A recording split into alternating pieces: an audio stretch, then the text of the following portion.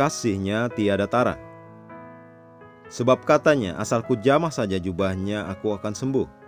Seketika itu juga berhentilah pendarahannya, dan ia merasa bahwa badannya sudah sembuh dari penyakitnya. Markus 5 ayat 27-29. Ayat pembuka adalah bagian kisah inspiratif tentang wanita dengan masalah darah yang mendesaknya melalui kerumunan yang mustahil untuk menyentuh Yesus agar terjadi suatu mujizat. Yesus tidak bingung karena wanita najis menyentuhnya tanpa persetujuannya.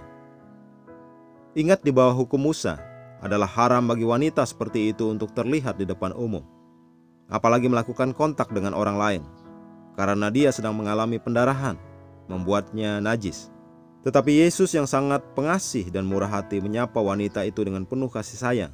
Dia berkata, "Hai anakku, imanmu telah menyelamatkan engkau. Pergilah dengan selamat." Lukas 8 ayat 48. Pikirkan tentang kemurahan guru terhadap wanita ini. Kasihnya berada di luar pemahaman manusia. Itu tidak palsu tetapi mulia. Juga pertimbangkan bagaimana dia menyembuhkan orang kusta di zamannya. Lukas 5 mencatat kisah indah tentang bagaimana dia menyentuh dan menyembuhkan seorang penderita kusta. Alkitab menyatakan, pada suatu kali, di situ ada seorang yang penuh kusta. Ketika ia melihat Yesus, tersungkurlah ia dan memohon, "Tuan, jika Tuan mau, Tuan dapat mentahirkan aku." Lalu Yesus mengulurkan tangannya menjamah orang itu dan berkata, "Aku mau, jadilah engkau tahir." Seketika itu juga lenyaplah penyakit kustanya.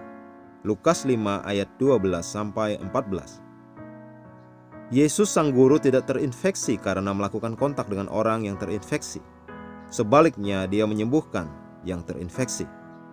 Orang seperti itulah yang harus engkau tiru. Itulah teladan yang harus diikuti, bukan mengikuti mereka yang menasihatimu untuk bersembunyi dari virus dan infeksi, karena Yesus memberikan kepada kita kuasa untuk menyembuhkannya. Yesus berkata dalam Lukas 10 ayat 19, "Sesungguhnya aku telah memberikan kuasa kepada kamu untuk menginjak ular dan kalajengking dan kuasa untuk menahan kekuatan musuh, sehingga tidak ada yang akan membahayakan kamu." Saya terinspirasi oleh Yesus, dan engkau juga harus demikian. Terinspirasi oleh kasih-Nya, terinspirasi oleh bagaimana Dia dengan penuh kasih menyentuh umat manusia yang hancur di zamannya. Seperti yang masih Dia lakukan sampai sekarang, bagaimanapun melalui kita. Haleluya.